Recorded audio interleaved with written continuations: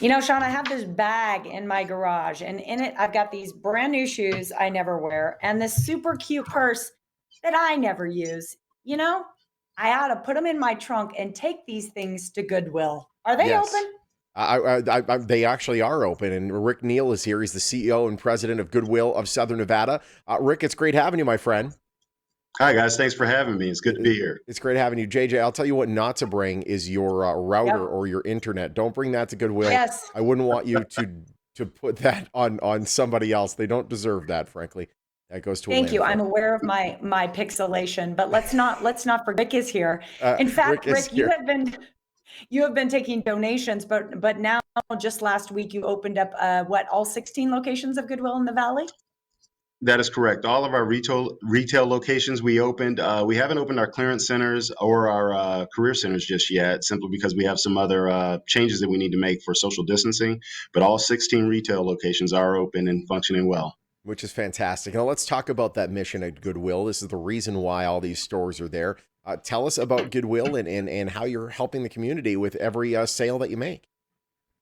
Right. So the retail sales are our main source of revenue. We are sourced also through philanthropy, but the retail sales are our primary source of revenue that allows our mission to operate. Now, the folks that we have working in our stores are part of our mission. Employing people, we are an employer and we get people back to work that way, but we also try to connect people within employers in the local area. Again, all the Goodwills are a little bit different. We are the Goodwill of Southern Nevada, so we're not connected to the other Goodwills, and we are focused here on the Southern Nevada community.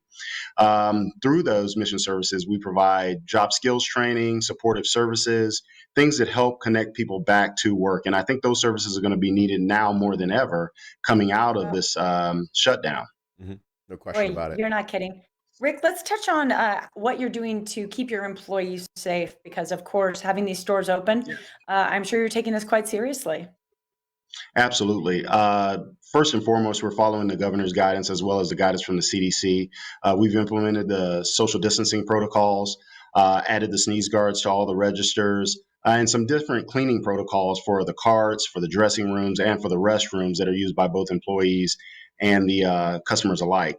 Additionally, the donations that we get, we quarantine those for 48 to 72 hours before we ever even process them. And for the hardline products, the plastics and things like that, we actually spray those down before they ever head out onto the floor. Awesome. Finally, the probably the most notable one is we have to maintain a lower occupancy. 50% of the occupancy by the fire department. That is creating some lines outside, but quite frankly, it's manageable thus far, even though we've had an amazing response to us opening.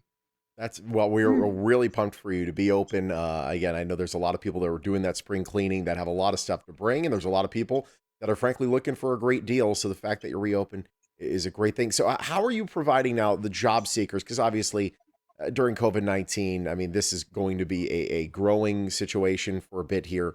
How many people have you helped during this whole initial closure situation?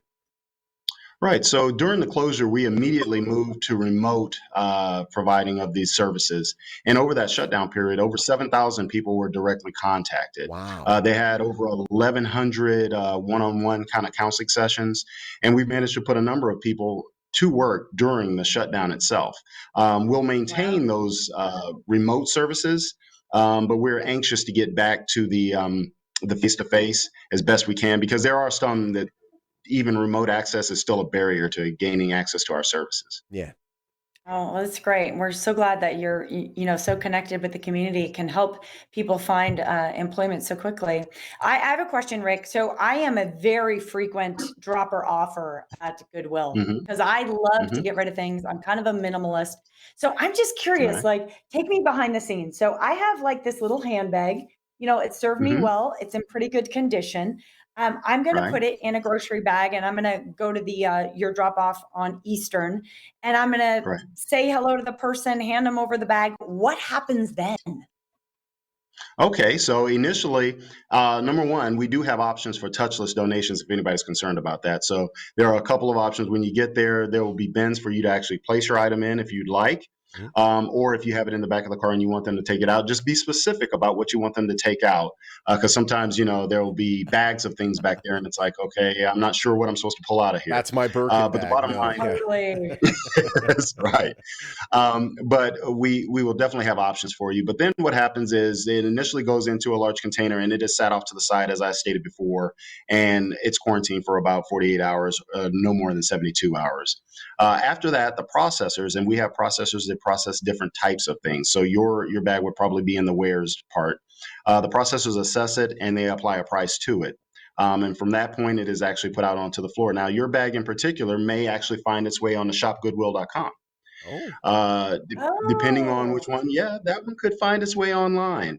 And so some of this from all of the stores, wherever you donate, you don't have to donate to a specific place, but it can find its way on the shopgoodwill.com where nationally or even internationally, people can actually shop on a kind of an eBay type of platform and buy from us or other Goodwills. that's awesome. you know what? I want to go And on there and shop right now. absolutely. Well, as soon as we're done here, knock it out. Well, Rick, we're done here. So she's going to knock it out. Rick, it's great talking to you, my friend.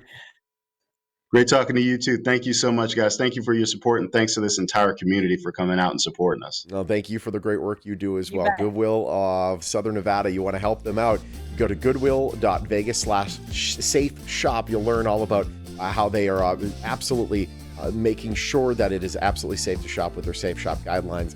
And we thank them so much for joining us today.